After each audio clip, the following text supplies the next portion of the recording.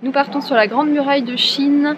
On va s'attaquer à la partie sauvage de la Grande Muraille parce que vous n'êtes peut-être pas sans savoir, mais 30% de cette muraille, en fait, c'est les images qu'on connaît, donc ça a été refait.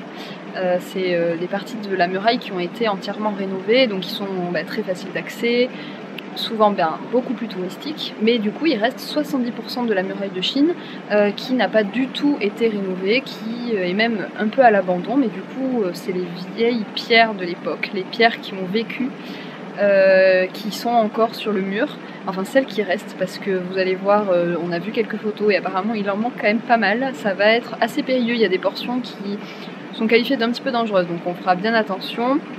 Là on a dans nos sacs à dos de quoi survivre pendant 4 jours, parce que là on part pour 4 jours. Ça va être encore une belle aventure, je sens, ça va être assez extraordinaire. Là on va se diriger pour prendre le bus pour aller dans le petit village d'où part le premier sentier de la première portion qu'on va faire, et on vous amène bien sûr avec nous.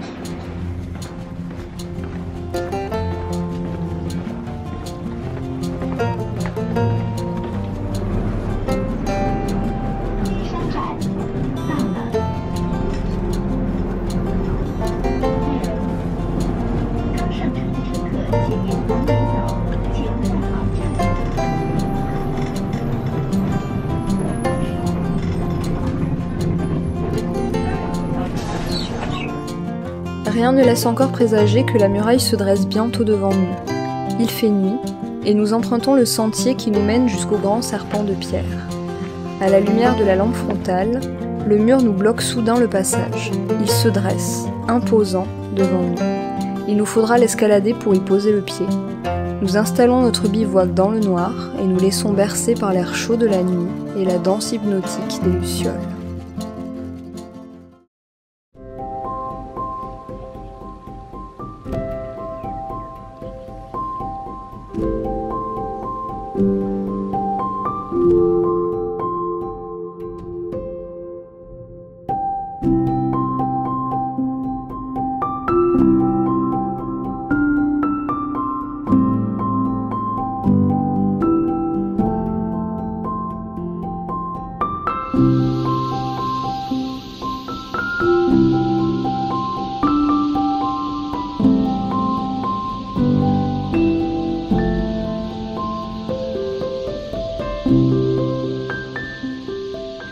On vient de se réveiller sur la muraille et de désinstaller notre bivouac, donc ça y est, on a tout dans les sacs à dos et on est parti pour une belle journée de rando. Bon, il n'y a que 6 km, donc c'est pas une journée entière quand même. Ça va être chouette, déjà là elle est, vous avez vu les images, hein. Elle est là, tout autour de nous. C'est assez fabuleux d'être là. J'ai pris mon temps avant d'ouvrir la tente. Et on avait une vue dégagée sur le soleil qui se levait, sur la muraille, enfin incroyable, incroyable. C'est incroyable d'être ici après 5 mois de voyage. Donc ça y est, on y est. Et puis bon, vous avez vu là ce qui nous attend, ça monte. Il fait déjà très chaud, il est peut-être 7 h du matin, il fait déjà très très chaud. Allez, on y va, c'est parti. Vous êtes prêts j'espère, hein ?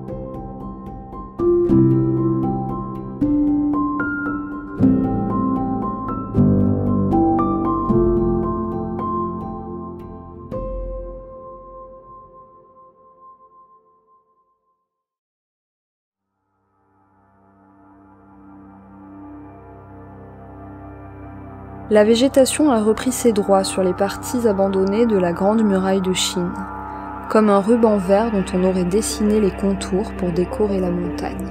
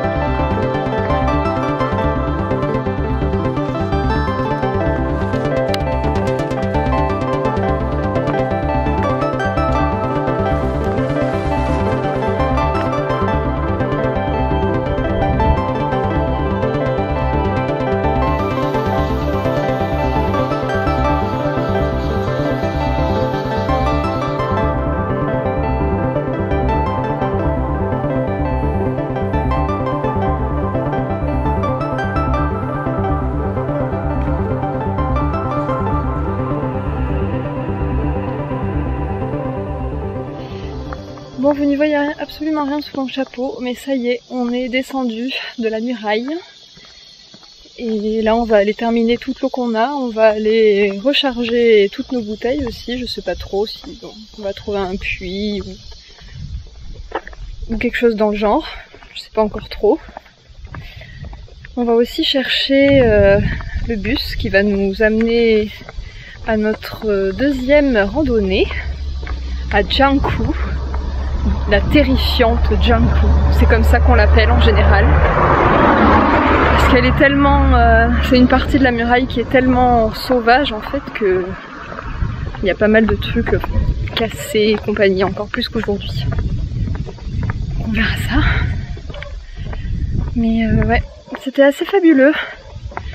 Il y a des parties vraiment très très belles, surtout les parties où on voit la muraille évidemment serpenter à travers les forêts, mais surtout on voit que les parties de la muraille sont totalement recouvertes de végétation et qu'en plus de ça, il faut passer au milieu de cette végétation sur la muraille. Ça restera les plus beaux moments sur cette rando. Nous voilà arrivés sur le site de Jiangkou, de la portion de muraille de Jiangkou. La terrifiante Jiangkou, mais ça je vous l'ai déjà dit. Là on va à peine commencer la rando pour se poser quelque part sur la muraille. Et tout commence demain, donc là voilà, on va se poser, on va faire à manger, dormir.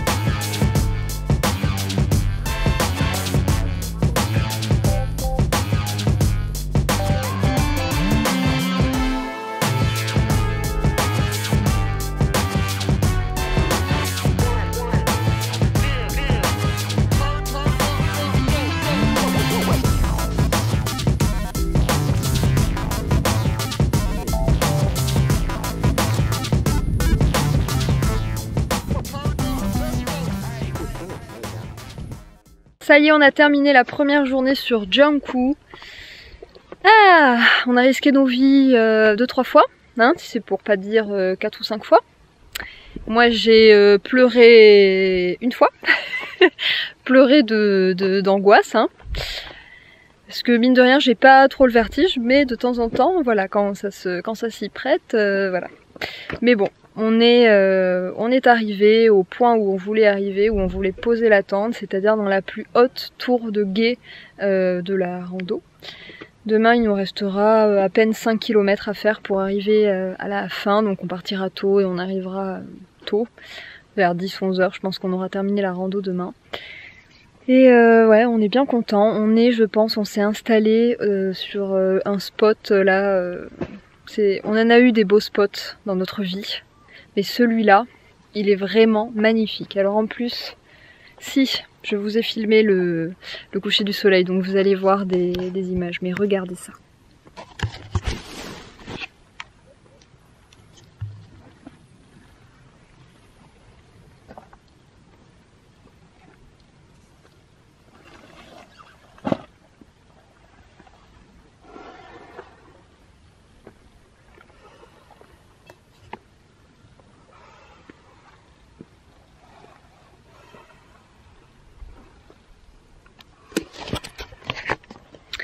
En fait voilà, on est tout en haut de la tour, donc on a une vue à 360 degrés sur une portion sublime de la muraille, sur toute la montagne alentour, la montagne qui est totalement boisée et qui a plein d'irrégularités super belles.